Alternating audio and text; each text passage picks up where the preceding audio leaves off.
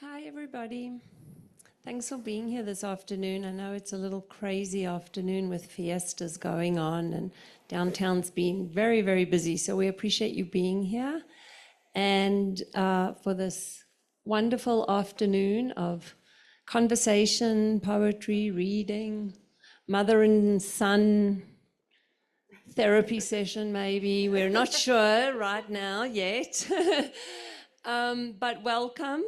My name's Cecile. I'm the event producer here at Collected Works, and it's a pleasure to have you here this afternoon. I just want to put a pitch in that we have an amazing, full, very rich fall season. We've already had 3 events tonight. This gentleman was at our Story Lab event on Friday night, which was fantastic, in collaboration with the library and the Friends of the Library. And we just have some really amazing people coming. Alec Navala Lee is going to be here with Fraser, sorry, my mind just went blank. She won the Pulitzer Prize, but it will come to me. And again, just poetry, novels, nonfiction. We're really doing the full gamut of it this fall. So please come back and enjoy it with us. Karen will be signing books at the end of the event. So as always, we work on the honor system. You're welcome to come and grab a book and then pay for it on your way out. And I'm going to just say a few words about Matthew. He and I were just chatting. I met Matthew in 2013, actually 2012, but in 2013 we did a project together that involved vaginas. And the Axel contemporary truck. Not mine, but it was a fantastic project, and I'm very grateful to Jerry and Matthew for what we did, but also for the art that they bring to Santa Fe and the way for us to interact with art. That's just really, it's really important, and it really brings the community into the practice. And so I'm very thankful and grateful. And also Matthew does his radio show, which again brings art and coffee conversation to our community. So it's people like Matthew and Jerry that make Santa Fe the very special city that it is. So we're grateful. And you. Thank you. So without further ado, I'm going to leave it to Matthew and Karen Chase to discuss 2 tales, and we'll talk to you afterwards. There will be a little Q&A afterwards, so hold your questions. We'll bring the mic to you, and we'll let the afternoon roll out. Thanks, Matthew. Thanks, Karen. Thank you, Cecile. That's very generous. Yeah, yeah? I can talk loud too. Well, I know most all of you, so I don't have to introduce myself much, but I grew up on the East Coast in New York and Connecticut and Massachusetts with this woman here, Karen Chase. So we've known each other for 60 years and have always had wonderful conversations. Well, we didn't talk a lot. Not long conversations the first year or so, but 60 years and 9 months. yeah. See, well, I'm not quite 60. End of October, I was 60, so 60 years and 7 months, 6.5, 7.5. Anyway, people say sometimes like, "Oh, creativity runs in families and stuff," and I don't think I really agree with that. Maybe we can talk about that later. But I do feel like Karen's been making art and writing and doing creative things, and so it has been an influence on me and encouraging of me to do risky things and do things that I haven't done before. Anyway, enough about that. Karen, a brief introduction. She's been writing for years, mostly poetry, but also essays. Kashmir Square, Land of Stone, Bear, Polio Boulevard, which was a memoir about her time having polio as a young teenager, a 13-year-old, 12-year-old, 11-year-old? 11. So very intense memoir about that. A book about FDR and his life on his houseboat in Florida. A book of essays that came out before this book called History is Embarrassing, which is humorous and interesting about learning to shoot a gun and traveling, the two of us traveling across the country in a car and other things. So check out those other books. And today, Karen's going to be reading from this book, Two Tales, Jamali, Kamali, and Zundelstate. And she's going to start with Zundelstate because we did a podcast and a radio show, and she's done a bunch of readings since this book came out. And usually she's starting with Jamali Kamali, which is very captivating and interesting. And often that takes up so much time that Zundelstate gets shortchanged a little bit in the conversation. And Zundelstate is sort of the newer, more shiny, interesting, strange piece of writing. And so I want to start there, if that's okay. Thank you. Yeah. Well, thanks for coming, and thanks, Cecile, for having us. This is such a special thing to be doing with my son, as you can imagine.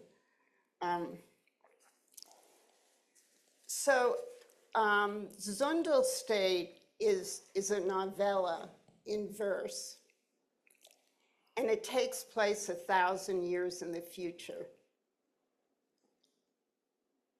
on the earth in some unknown place. History is banned, forbidden. No mentions of history are allowed.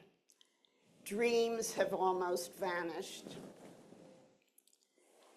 And it's not like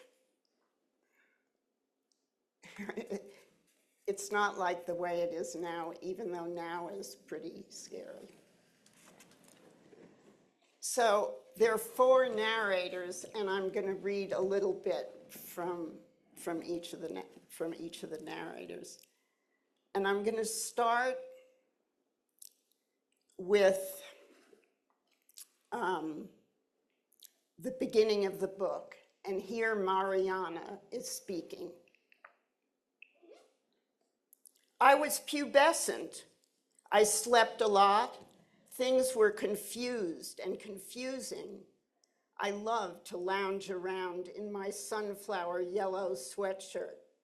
I loved to play my ukulele and make up songs.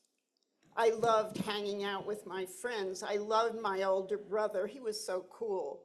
I adored my grandmother, my mama, my papa. I was living my private life as if it was 1,000 years ago. That was inside. Outside our house, the opposite. I obeyed the Zundelstate. I was the perfect governmental teen. Their desire was my goal. That was fine with me. I'm 16 now.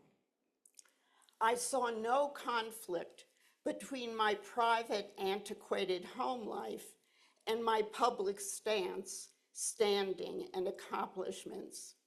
I was being primed for apparatchik status in Zundelstate's history shit division. A stellar functionary, that's me. I met Joe Gulo a few weeks ago. He was not my type. My sexual prowess is quite something, he announced. Remarkable, in fact. I thought he was weird. He had just come back home from the junkyards. Home used to be where you hung your hat. It used to be your farm, your hut, your shack, where your father planted a peach tree. It used to be where you kept your stuff, your old books, worn out wallets. Home used to be a sweet-smelling room. Words I don't know. What do they mean? Wallets? Hung my hat? Now, home is private, it's personal, it's secluded, it's cave-like. Elsewhere is everywhere else but home. Elsewhere is ruled by Zundelstate, it's public. It is called agora, A through Z. Proper and particular behavior is dictated in public. There is no such thing as the self, no such thing as private. Home is where members of Zundelstate retreat from the agora. A sage described members of Zundelstate. At home, people are like snowflakes, each one unique. Elsewhere, they all match. The most severe punishment meted out by the state is homelessness, not execution, not electricity like in ancient times. All life is lived in public, everywhere else but home. Homeless, there you are, outside, fighting the massive snowstorm. Everything intrudes and it is loud and raucous. Homesick, your punishment.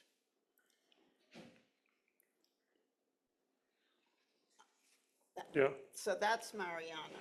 Should we talk between each thing, I think? Yeah, we can talk. So it's a severe culture of repressiveness, and she seems to be a little caught between being the model citizen and but at home being free thinking. Yeah. Very much so. Yeah. And these two things really clash as the book goes on. Yeah. Yeah, I'll go on. I can go on now. Yeah, we can talk more later. Now the next portion I'm going to read is Joe and Mariana end up in love and a couple. And here is Joe speaking. Hello, reader. You are reading a book made from paper. It's Joe Gulo here, a lover of history.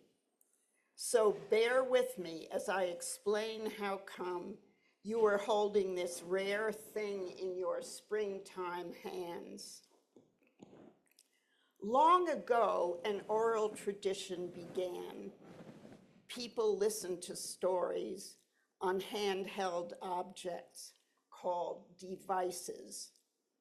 A storyteller named Homer proclaimed Iliads on devices, while videos of a village called Greece, now buried under the Mediterranean marsh, flashed across the screen. In the remote countryside, a band of poets called Punk Provençals marched around singing stories to passers-by.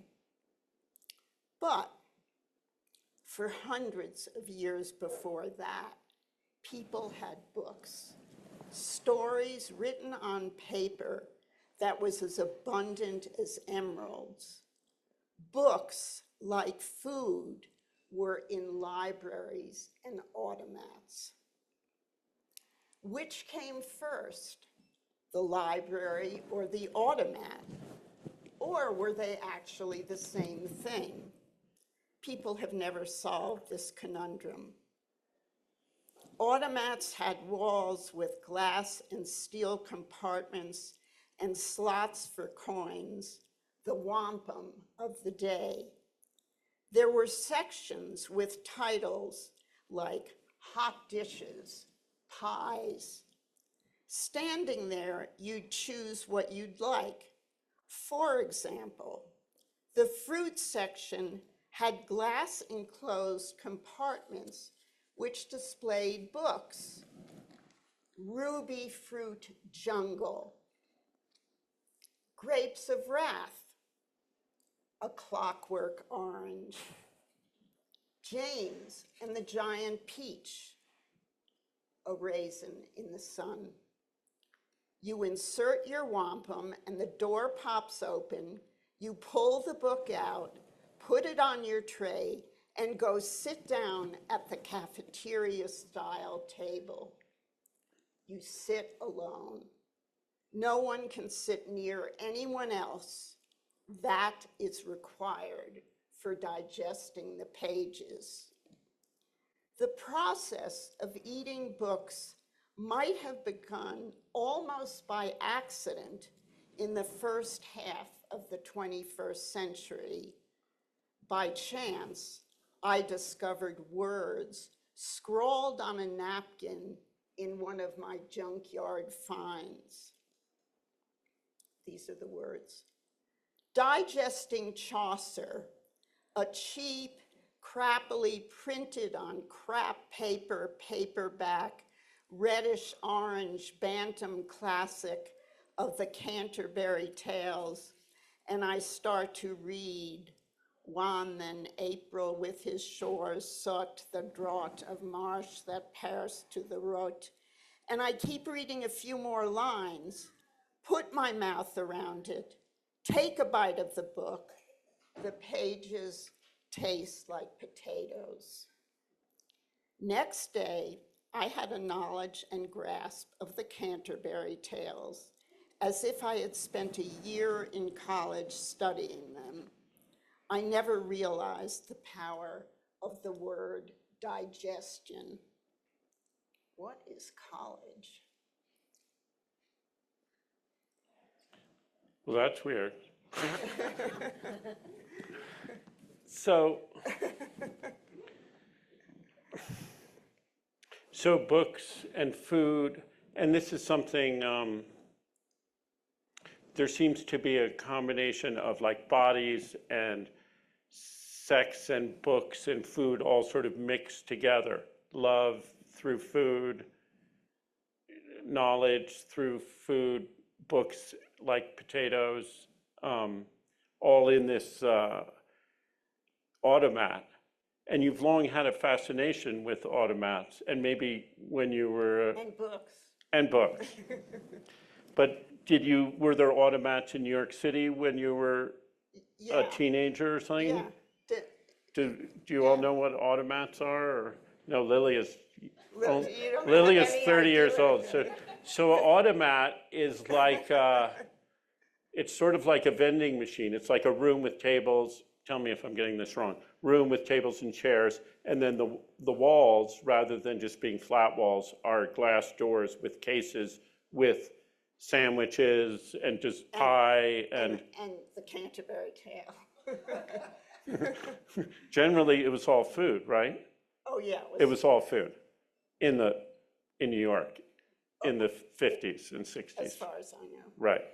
So you would go in and get your tray and serve yourself, and it was like this, or like sort of like a vending machine where you serve yourself instead of being served by a waiter. They were a little magical, though, these walls with all these little doors. Yeah. So in here it's automat with books and potatoes, and you've also, potatoes have been a recurring theme in your work.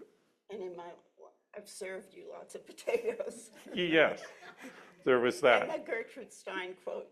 Right. It was about writing. Forget about grammar, think about potatoes, was her advice to writers who were having trouble writing, right? Is that what it was? Yeah. You can keep going. Yeah, I'll keep going. What's this? Okay, so I'm going to read two more short passages from Zundelstate, and they both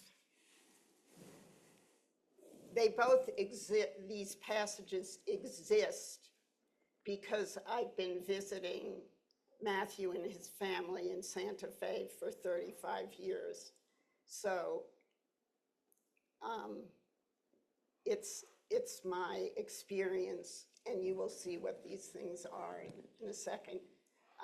So this is just a little nod to the local situation here. So this is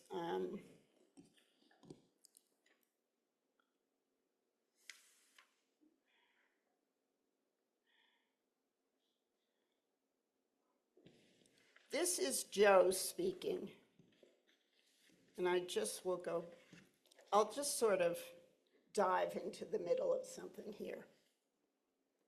All I want is to watch early morning birds fly when I awake from a night full of dreaming, gathering strength from watching. Songbirds, crows, snow geese, they are flying in odd groupings now. Is this dreaming or happening now in the daybreak sky? Strength is what I need to understand this blur of dream and real. I need to muster vigor to grasp my junkyard findings. When I unpack my junkyard carton of Los Alamos maps, there are shapes and lines, numbers and labels. I stand and proclaim. Omega Site, South Mesa Site, Beta Site, 2 Mile Mesa South Site, Anchor West Site, Anchor East Site, K Site, Q Site, R Site, S Site, Pajarito Laboratory. I was startled, I got scared. Bad nerves blanketed me. My legs turned to jelly. My breath quickened. Onward I read. DP Site, TD Site, Magazine Area A, 10 Site, Kappa Site, Ancho Canyon Site, Frijoles Mesa Site, Waste Management Site, Fenton Hill Site, PF Site, OH Site, East Hemis Site, Pajarito Service Site. Pajarito, oh no, not again. Central Guard Site, Central Tech Support Site, Water Canyon Site, Anchor North Site, Rio Grande Site, Airport Site, Pajarito Mesa Site, Pajarito Mesa Site. Los Pajaritos abandonaron el nido. The birdies have flown the nest. Birdies are dreams. Nest the brain. The day the atomic bomb dropped on Nagasaki began the beginning of the end of dreaming. No one knew until centuries later. The birdies had flown the nest.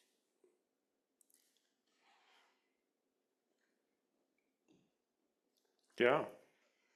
It's interesting, you're saying that you, from traveling here, you know, you've become aware of, in this case, Los Alamos, and learned about it. And it's interesting in this book, as a book of science fiction taking place 1,000 years in the future, how, as a writer, you particularly, but any writer who's writing about something that hasn't happened in a world that's where the rules are different and the culture's different, things are different, how you construct that. And since I know you, I recognize a lot of these things, a lot of the details that you've drawn on, like your granddaughter is a model for the beginning of the book, talking about Mariana, like you're imagining her as Mariana as a teenager. And then, so just, can you talk a little bit about constructing a world, but not out of unfamiliar things. It's sort of like the write about what you know. And in a way, when you're writing, and we'll talk about Jamali Kamali later, which is writing about what you don't know, not writing about what you know. But in this way, in an odd way, because it's in the future, you would think it was something invented, but in fact, it's piecing together the soup of your life, pulling little parts and putting them in a different soup. Yeah, I mean, it's very much using, I mean, I think any writer does this. You've lived your life, you know, lots of things happened. You had lots of thoughts, you saw lots of things, you know, and it's there somewhere. Like the Provençal punks. I studied Provençal poetry in college. I mean, that's why the Provençals are marching around there. Right. But it's not really, but it's not writing what I know. It's just material, it's just clay, it's just molding it the way you want to mold it under these particular circumstances. Mm-hmm. Okay. But we'll talk more about that when later, we get yeah. to Jamali Kamali. You ready? Yeah. So the last thing I'm going to read from this is a little section, and this is the omniscient narrator in the book called Kern, and he's discussing the Frito Pie Museum that exists. No laughing. What? I said no laughing. No, I'm joking. You can laugh. He's talking about Joe. He particularly liked to visit a museum where he was on the verge of flipping time up and down. It helped to calm his fervent mind. His favorite was the renowned Frito Pie Museum. Now he is looking at the exhibits of the rise and decline of Frito pie and the central place it had in ancient culture.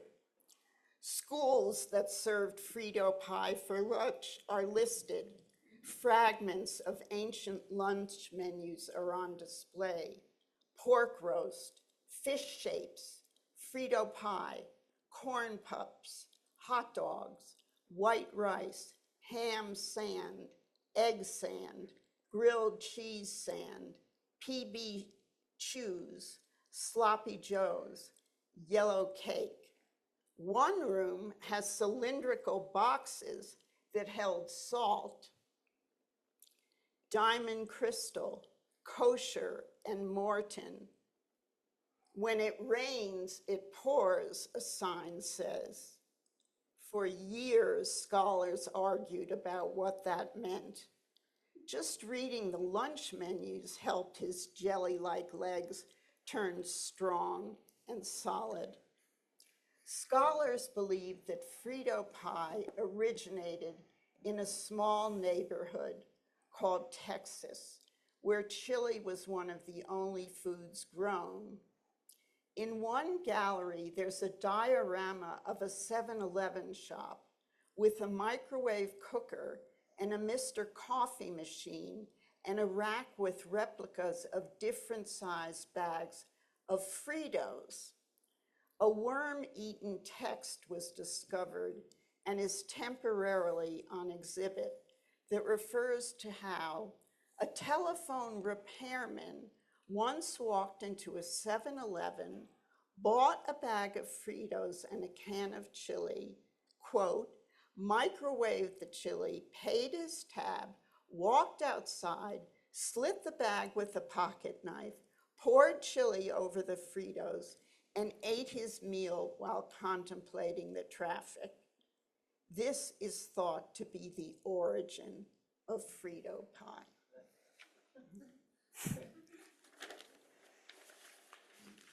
So this book ranges through a lot of things, and there's humor in it, a lot of humor, but there's also very dystopian, and there's romance, and there's tragedy, and so it's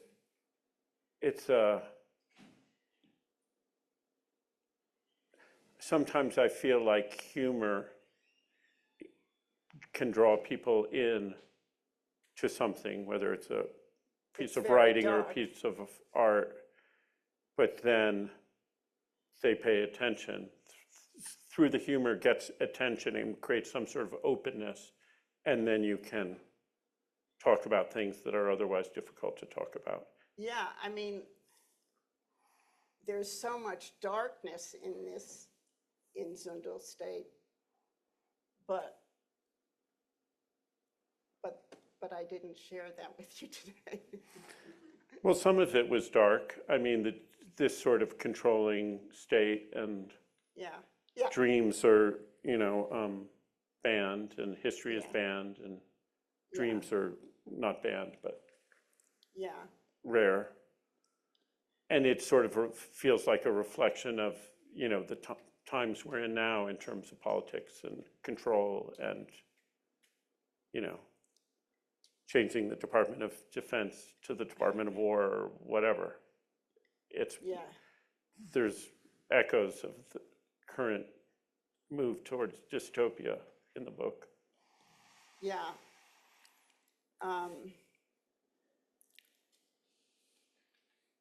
Not to ruin everybody's day. So I think now we'll move on to Jamali Kamali, but I want to say a few words about why I paired these two very different kind of stories. Jamali Kamali takes place in 16th century Delhi in India.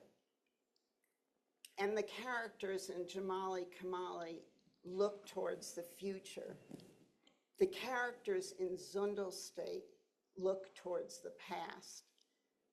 Socrates is an important character in Zundelstate. Einstein is an important character in Zundelstate. So, and both of the stories are intense love stories that take place between two outsiders who have to be very secretive because they're both living in repressive times. And it took me a while to decide to pair these two works together because it seemed like such an unlikely thing. And then by chance, Jamali Kamali had been written in 2004 and published in India in 2011. And I happened to be rereading it while I was trying to figure out what to pair it with. And the two works echo off of each other in really surprising ways, and it just seemed like the right thing to do. And Jamali Kamali is a love poem, homoerotic love poem between two men in 16th century Delhi. And Jamali is a known figure, historical court poet, court scribe. Well, maybe I'll say how. Yeah, talk about how gonna, that. I want to talk for a minute about how Jamali Kamali came to be written.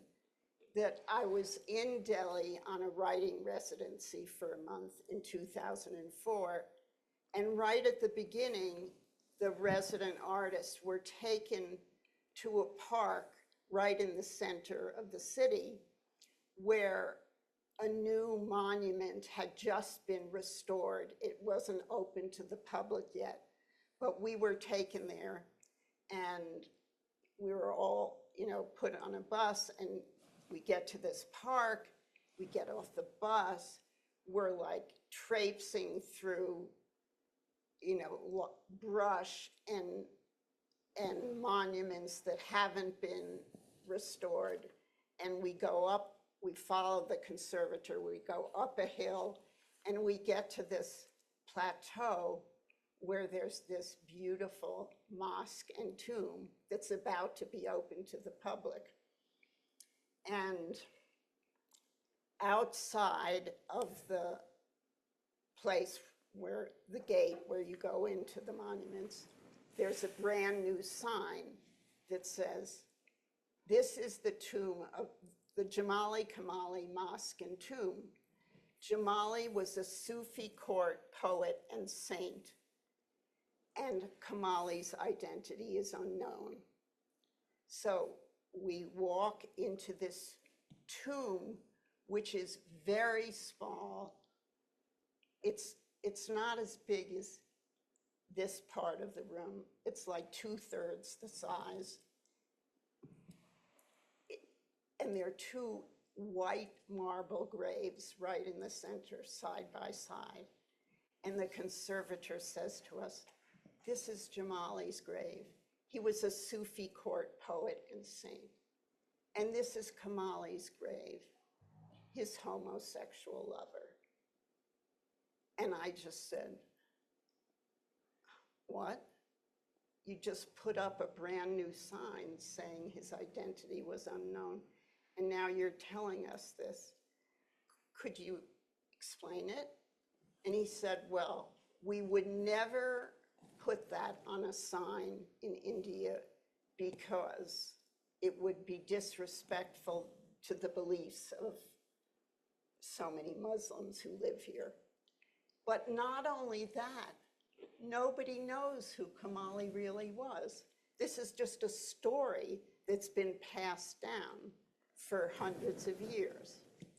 So I went back to my desk and I sat down and I just started writing as if I was Jamali talking to Kamali.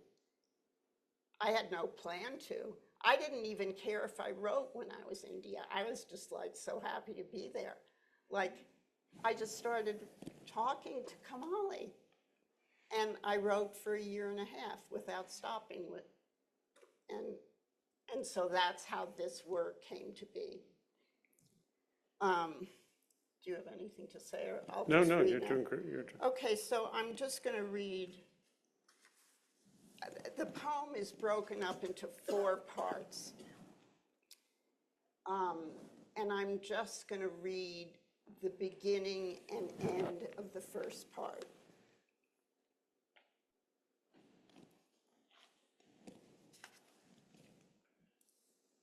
So this is the beginning of the whole book.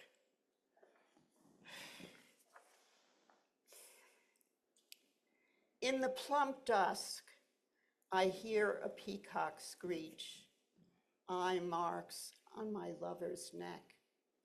Kamali, let's go to the lake to moisten our love scars. I will wash mud from your muscled legs. My secrets rest in the wedding hut.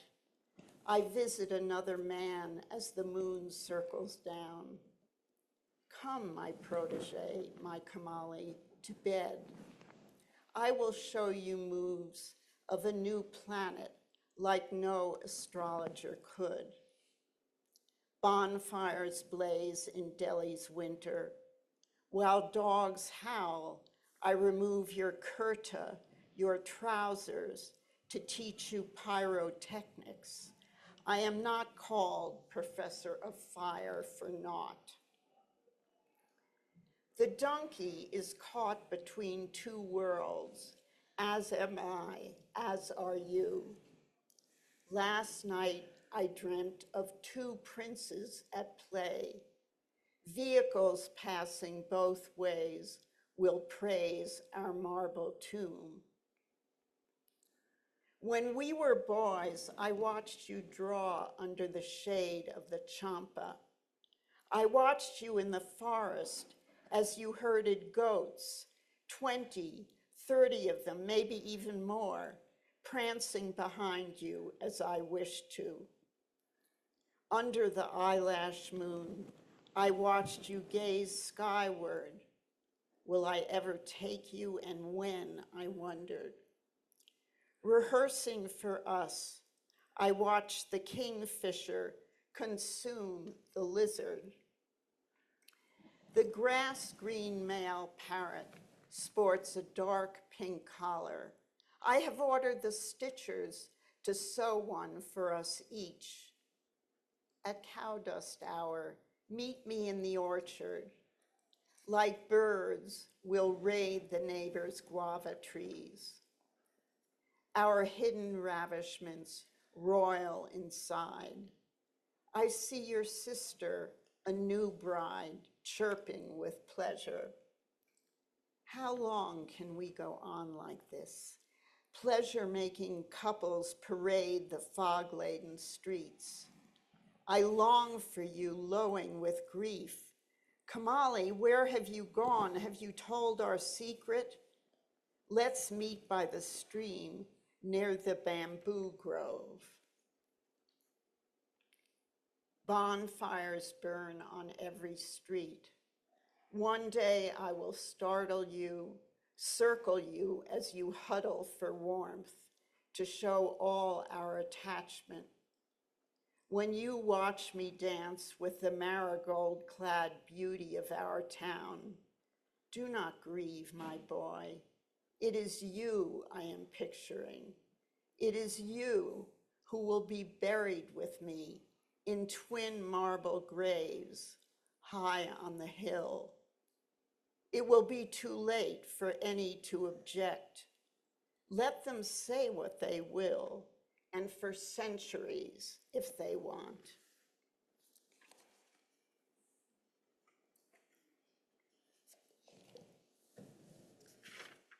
And now I'm going to read the end of the first part. A donkey on the road, an elephant, my friends together, trout from the northern hills, the Yamuna, nothing interests me. A battered statue by the mosque, 2 feet remain, the rest is dust. Did you see the slobbering puppy? Its mother killed a peacock, as I would for you. Never able to share a table, what will become of us? I have left you a letter regarding this in the niche at Balban's tomb. This ink, a sea of illegibleness. Like a prisoner, one arm gone, then the other I am injured. Kamali, you ask me why, your brow a map of wondering. For you, silly man, this putrid pale of sorrow. Feverish, I must take to bed. My face, my buttocks burn. I say, ban the arsonist. A squirrel peers into my doorway, sees this clump of man. The men wear red shawls and blue turbans today. A sea of hues crash. Again, an orange fog has come. Where have you been, Kamali? Are you a whoremonger? Why is your head always in my books? Storms are heading south from the Himalayas. Gather your belongings. We will do some traveling. Tonight, we will study maps by the light of my oil lamp to educate you in more ways than one. I ordered the kheer drugged with love potions. Have some. On the map of your body, there is nowhere I would not travel.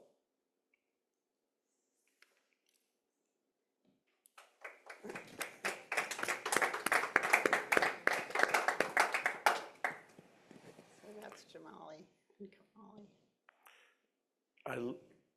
I just remark before when I was reading it, I mean, I've read it a few times, but just now too, just your use of, it's this love poem and it's erotic, but it's also, doing it through just the nouns you use, I guess, more than the adjectives or the other pronouns or rather than declaring things, it's evoking things. And I just wrote down here, donkey, goat, kingfisher, lizard, guava, bamboo, bonfires, marigold, trout, puppy, peacock, squirrel, just all these animals and plants and fruits and foods that you evoke in this that spark Nouns the are great. imagination. Nouns are great. Yeah. But often you think of like a love poem, or I do, not so many nouns, more describing feelings, not describing things, right? Yeah. But this is through things, so it's very grounded and very visceral and embodied and sweet and bitter and muddy and burning and Yeah. Thanks, that's nice. do you want to talk a little bit? How are we on time? Oh, We got 10 minutes, something like that. okay. Maybe people, if you want to ask anything, anyone, please do. But maybe talk a little bit about the history. Yeah, I'll just, this is the weirdest thing.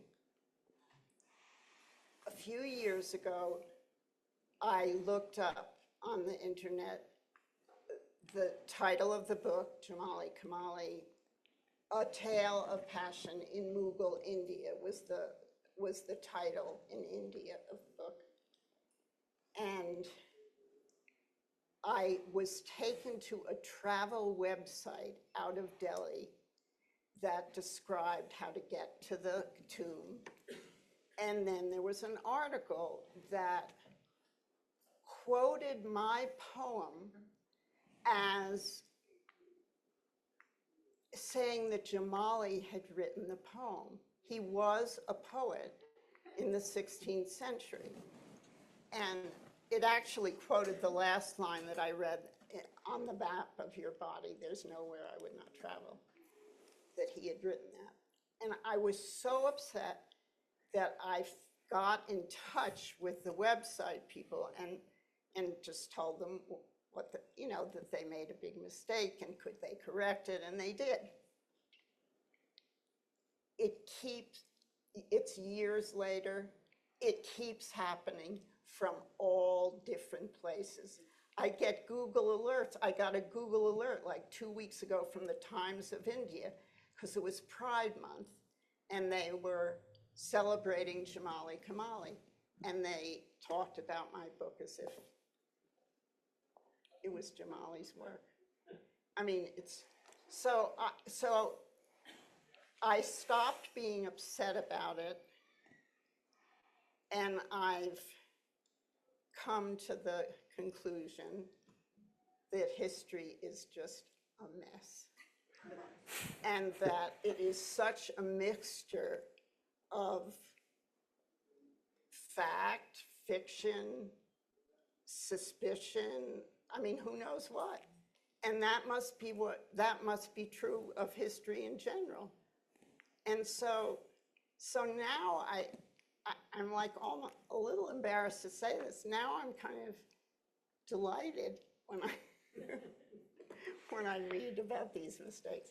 Anyway, that's a little side thing that you should know because it's pretty interesting. You know, being here in Santa Fe. Can you wait for the microphone? Sorry, just because we've got people on Zoom. Oh, okay. You know, being here in Santa Fe, they have this practice called channeling. Maybe. Not just in Santa Yeah. Fe. Yeah, especially in Santa Fe, but all over the place. So I would suggest perhaps, maybe Jamala and Kamali were using you, or you were using them, whatever. I can't tell you how many people have really believed that I was channeling them. And at the beginning, I thought it was a little misguided. But by now, I don't know what I think. I really don't, because it's very odd how much I mean, I'm not gay, I'm not a Mughal scholar, I'm not Indian. I mean, I'm a white Jewish woman, like, Old one. oh, yeah. Sorry. Oh, But maybe imagination and channeling are different words for similar thing. well, yeah, that too. And the subconscious, like, how did this come about? Who knows?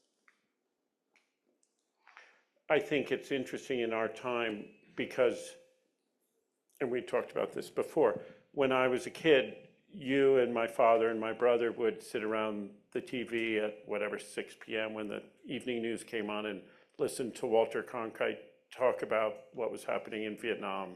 You know, this is early 70s, whatever.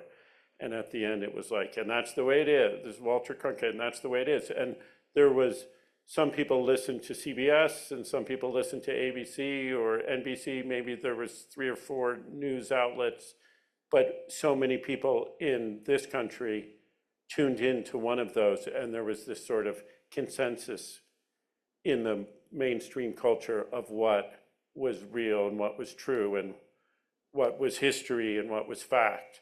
And now we're in this time where we have 100 different channels and 1 million and websites and approaches to what is real and what is fact. And there's good and bad in that, because back then in 1972, that wasn't all that was going on. There was tons of things that were being left out and ignored and intentionally suppressed. And so those things are now out in the open more than they were, but there's no longer any consensus of what is true and what is real. And I just find it that upsetting, but also fascinating. There's good and bad in that. Yeah. More questions? Yeah, does anyone else have a question? Do we have anything? Oh, on Zoom? Lilia's got one. Okay. After I listened to the podcast, I thought, well, this is interesting because we spent time in India, and it was so long ago, we can't remember if we went to this particular mosque, but I got interested in what Wikipedia would say, since it's so much kind of the font of, you know, Cliff's Notes knowledge and history and reality or not. And there was like this, Kamali was this kind of non-entity in Wikipedia. And I found it so poignant that even now, this is, you know, he doesn't have a place in a way. Jamali does.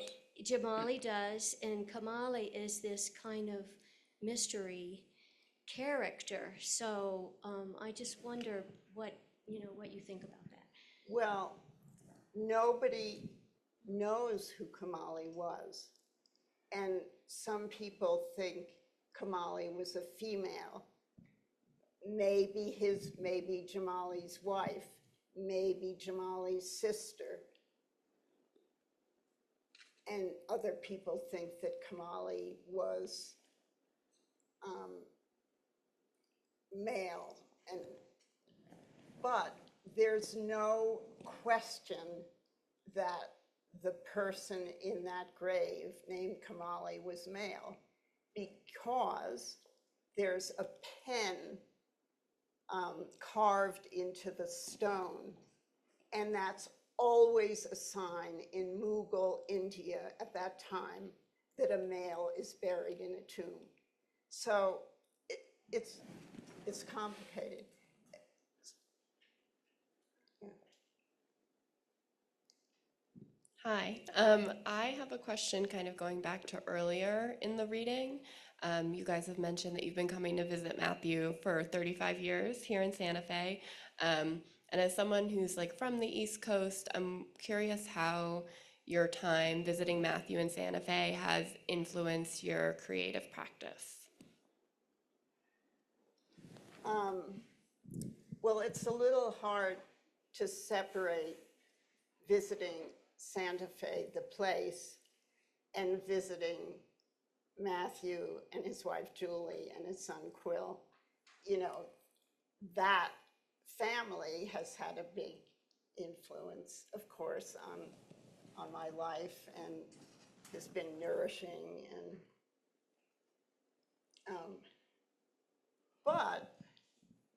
but Santa Fe is a place. It's a place I've gotten to know somewhat well, and it's different from any other place I spend a lot of time. So it's one of the streams that feeds in, I would say. Okay. Well, thank you very much. That was so interesting. Thank you. I love the juxtaposition of the two stories, the future and the past. It's really great. I forgot to mention that Matthew's artwork is on the walls here and behind the desk there, and they are for sale. So if you're not interested, tell friends of yours to come by and have a look. They'll be up for the whole month of September. Thank you all for coming. We really appreciate it. Thank you to those on Zoom who've joined us, and we'll do some book signing now. Thanks, Matthew. Thanks, Thanks, Karen, Cecile. for coming. Nice to see you.